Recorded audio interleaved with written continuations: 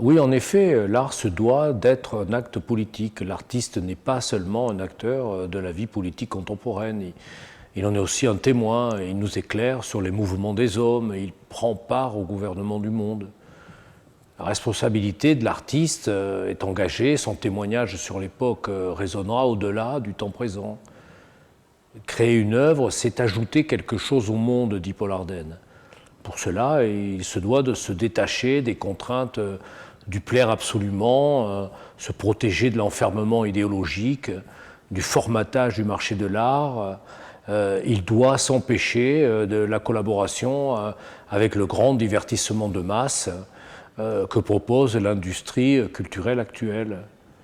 Le véritable enjeu révolutionnaire de l'artiste, c'est justement de le détruire. En effet,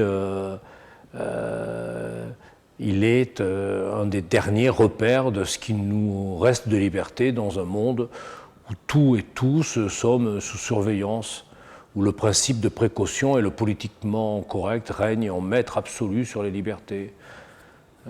Ne sommes-nous pas entrés dans ce que certains nomment le temps de la post-démocratie? En effet, la liberté d'expression doit bien sûr être totale, sans oui mais.